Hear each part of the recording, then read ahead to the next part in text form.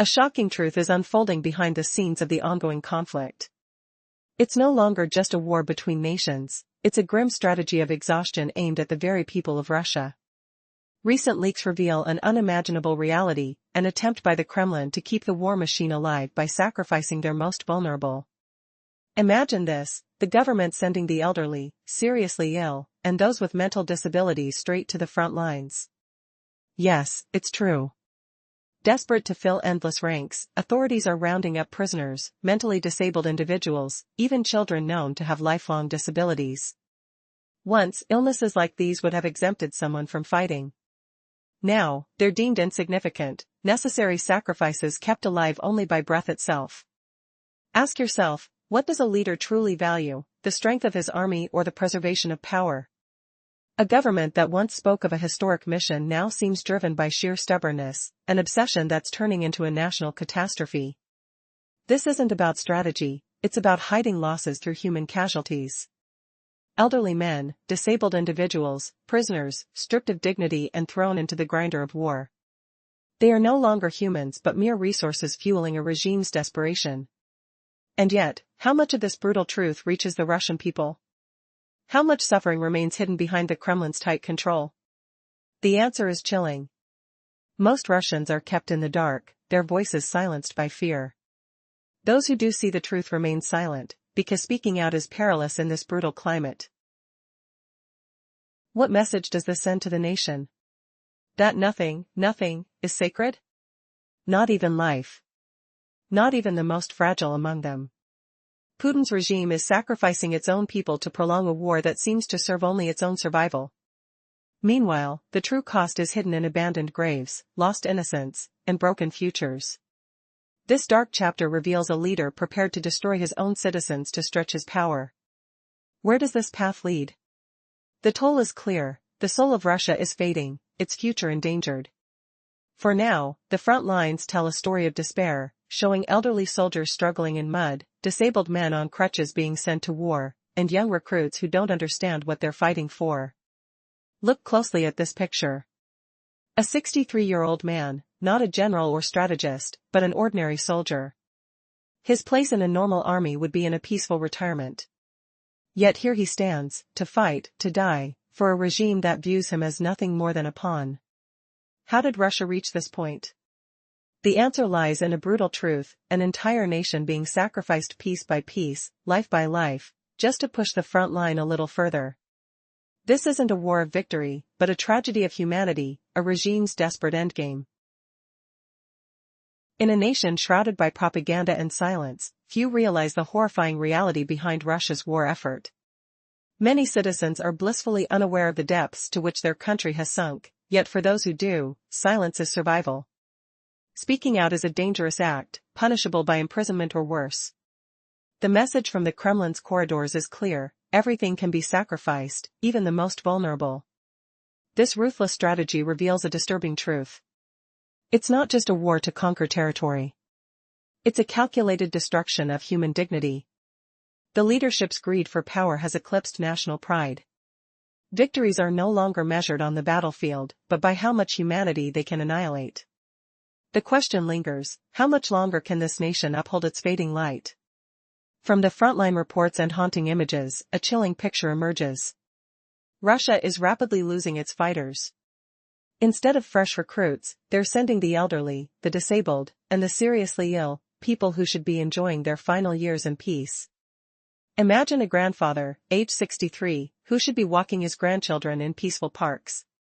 Instead, he's handed a rifle, stepping into the mud of Ukraine's brutal trenches. Crutches and wheelchairs replaced by combat gear. This is no logistical mistake, it's the collapse of a once proud military regime. The most horrifying truth surfaces when we learn about the youngest victims.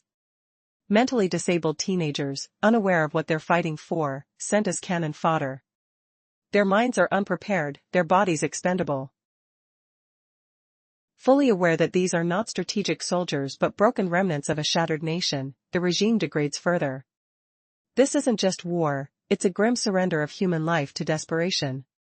Now, consider this: a captured soldier from the 1428 Motorized Rifle Regiment. He's not a leader or a tactician. He's an ordinary man, perhaps no older than your father or grandfather. His uniform is worn, his face gaunt. His story is haunting. In a normal country, a man his age would be resting at home, living out his days in comfort. But in Putin's Russia, age offers no shelter from war. Instead, it forces him into the firing line, among young men barely out of childhood. Equally disturbing are the reports from the front lines. Comrades, wounded and barely able to walk, are being sent back to the fight. Their bodies are broken, yet the orders are clear: you still have the finger to pull the trigger. Hospitals have become battlegrounds of attrition. Surgeons perform miracles to keep soldiers alive, but the relentless march of death continues. The regime's desperation is rewriting the history of Russia's military. The loss of professional soldiers in Ukraine is staggering. Units once revered now consist of prisoners, migrants, and conscripts who joined under duress. The regime has dismantled the idea of a noble fight, replacing it with a brutal mix of human loss and silence. It's a war on the very soul of the nation, its future eroded one life at a time. This tragic story is unfolding in real time.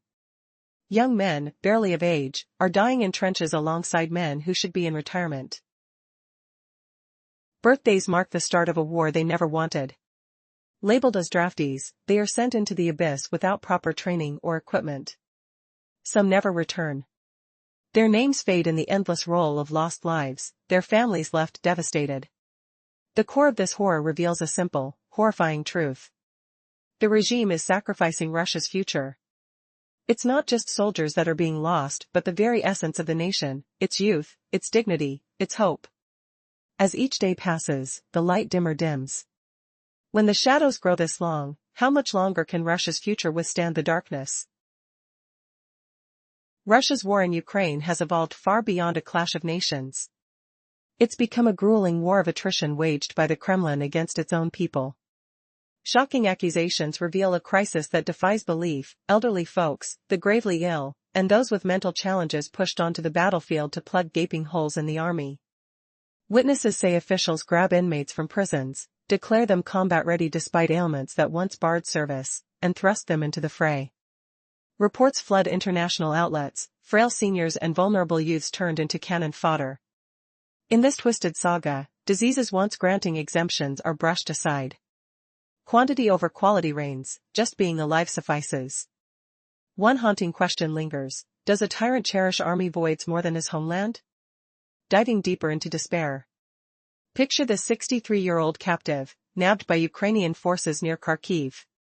He's no battle-hardened vet. In sane realms, he'd be rocking grandsons in parks, not dodging bullets. His 57-year-old ally fare it worse.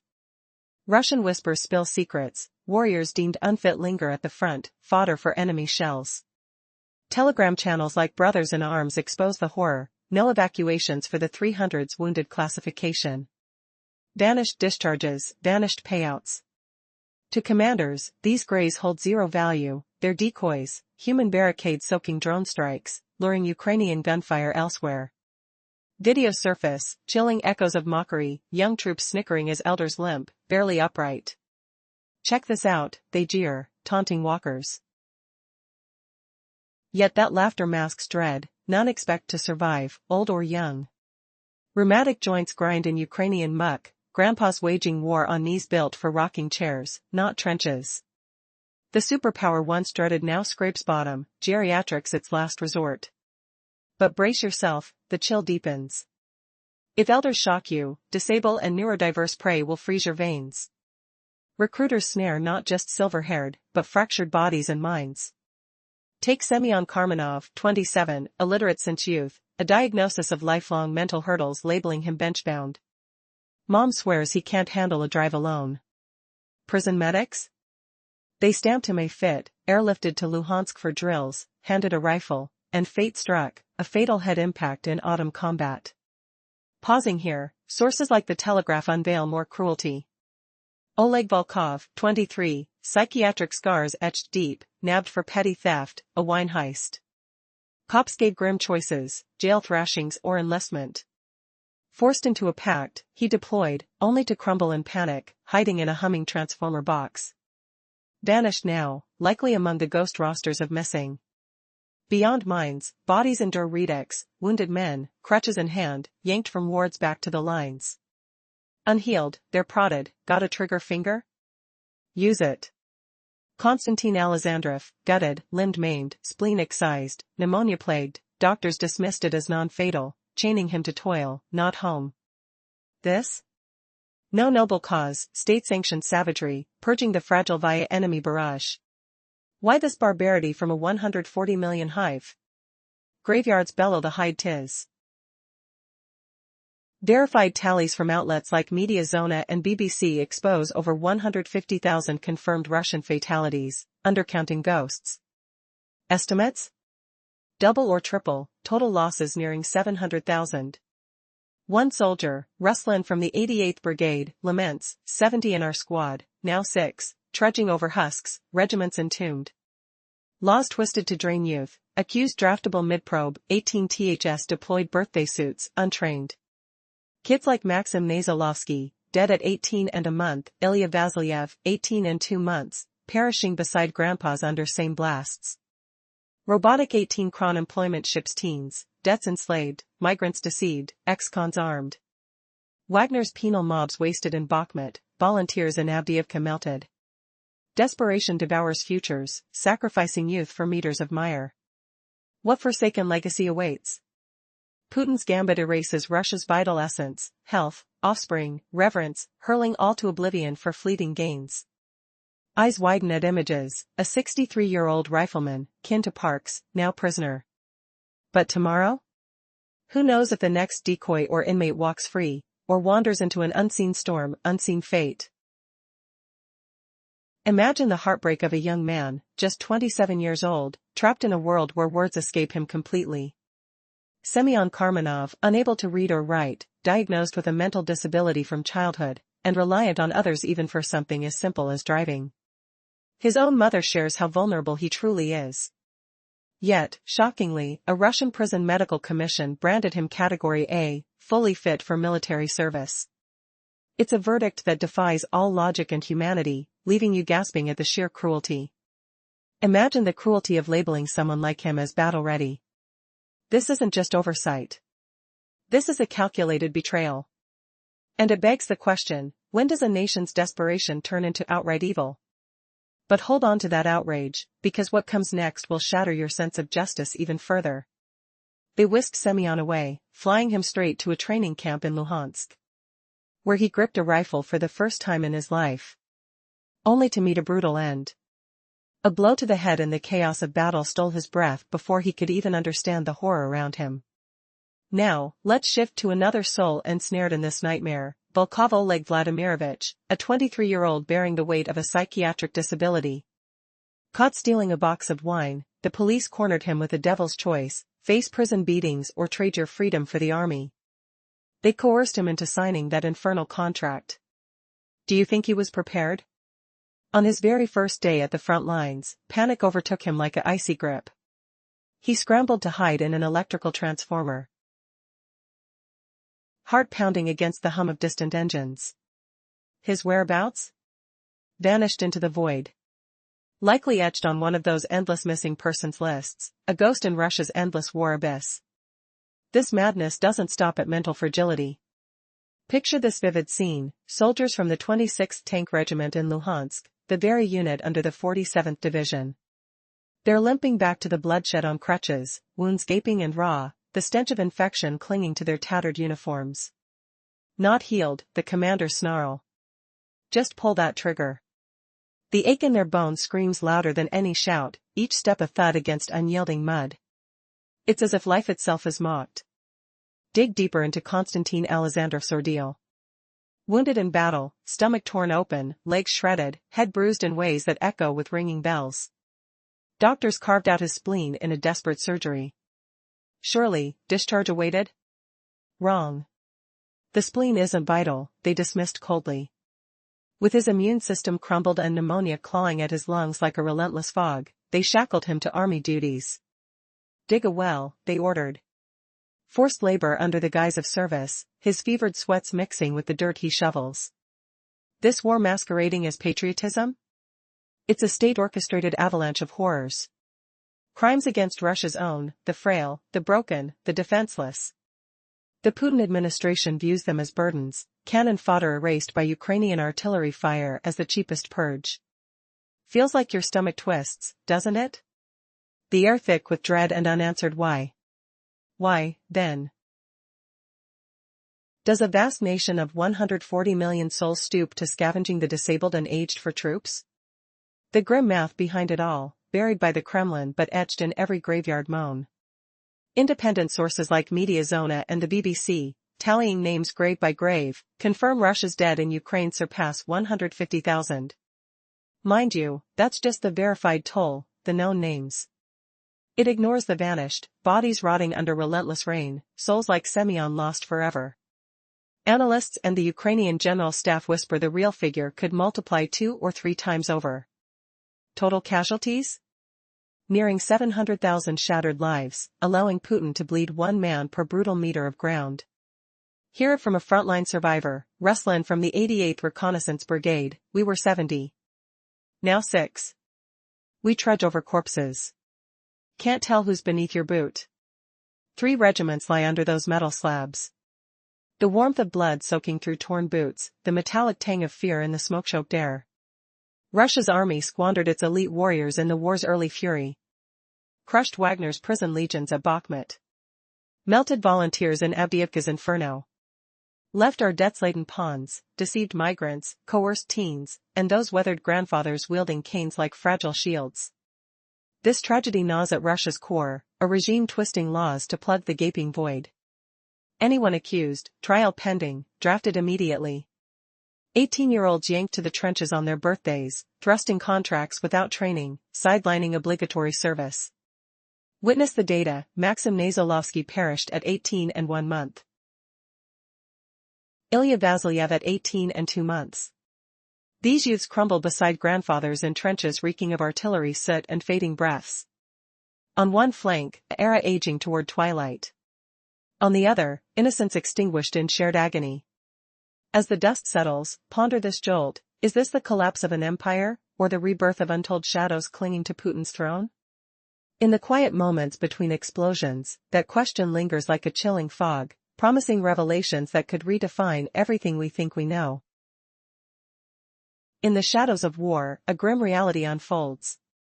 Numbers scream louder than words. Over 150,000 confirmed deaths, just the ones we know. But under the surface, the true toll is far darker. Missing soldiers, bodies left to decay in fields, uncounted young lives lost before they even had a chance to begin.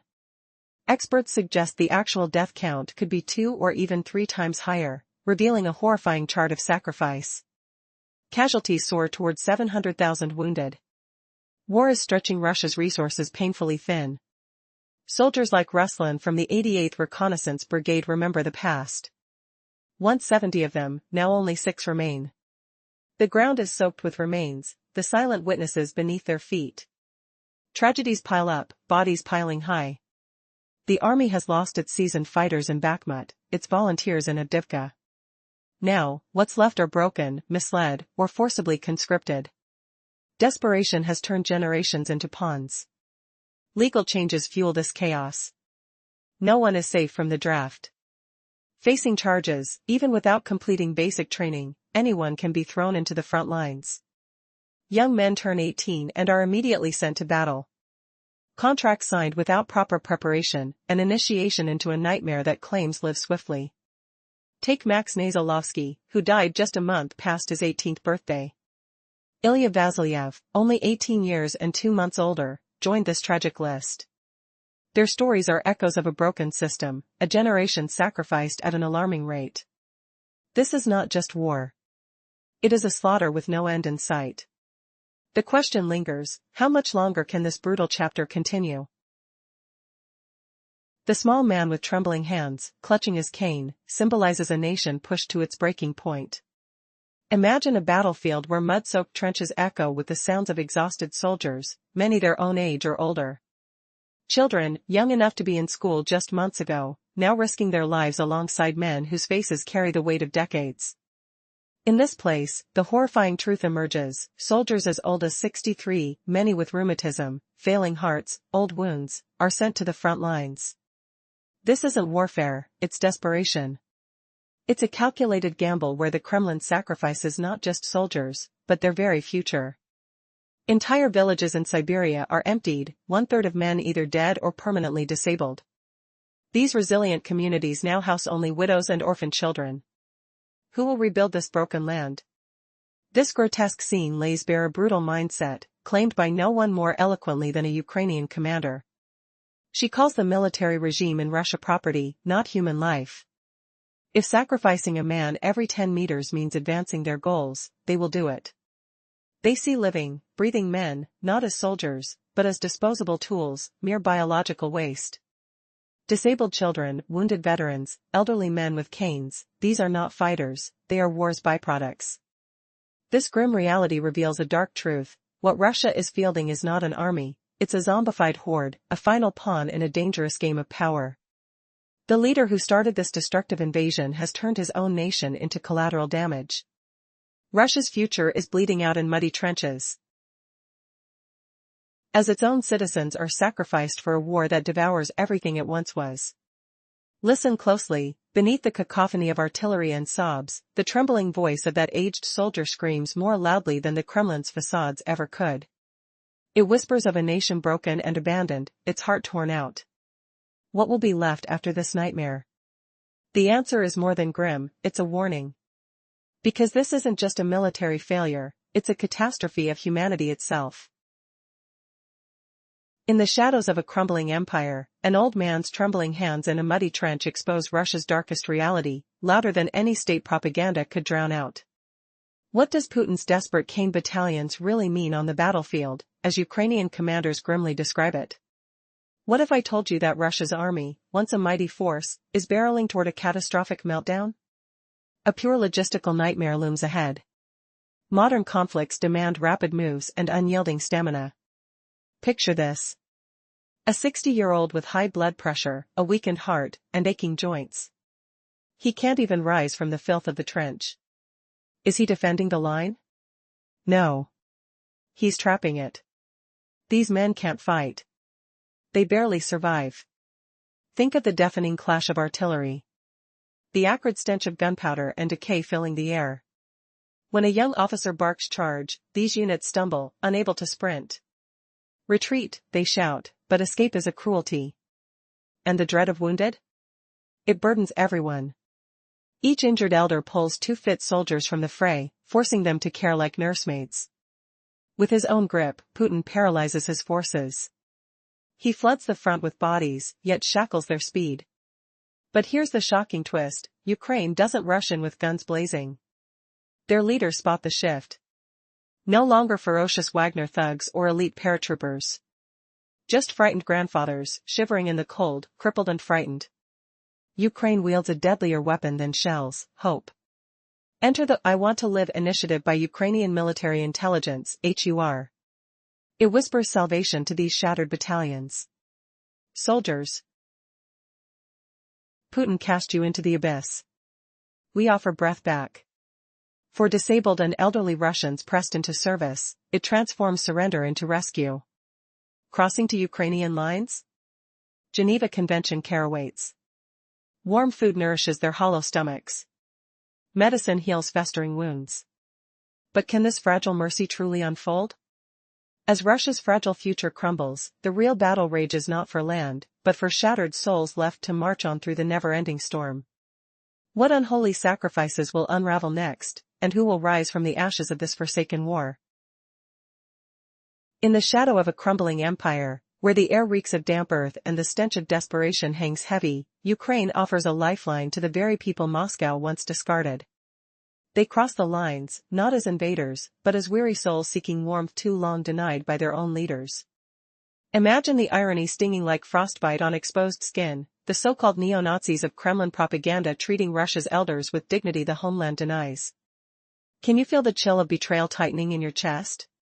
Intelligence whispers a grim truth: more than ever, those over 50, ravaged by chronic ills, are surrendering in droves.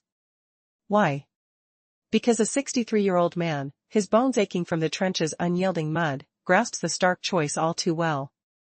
Freezing and relentless artillery rain versus a haven of hot sustenance and healing touch, choices no fool would forsake. And yet, this rescue exposes the Kremlin's monstrous gamble. Putin has hurled his nation's aging past into the fray to cling to his throne. But listen closely. What if this so-called strategy isn't just a mistake, but a deliberate sabotage of Russia's very soul?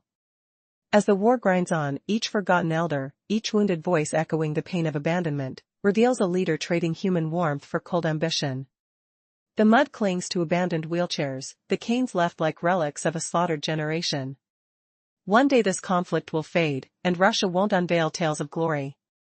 Instead, it'll unearth relics of ruin, broken lives, silenced futures. Now, brace for the twist that shatters illusions. What if Vladimir Putin isn't just a ruler gone astray, but a puppet master pulling strings that unravel even his own legacy? History won't hail him as a conquering czar. No. It'll brand him the tyrant who devoured his ancestors, his children, and his people's dreams for a void of power. The tremble in that old man's grasp foretells a reckoning where Putin's shadow engulfs him entirely, leaving a nation scarred and hollow. Is this the end of an era, or the birth of something even darker lurking beneath the surface?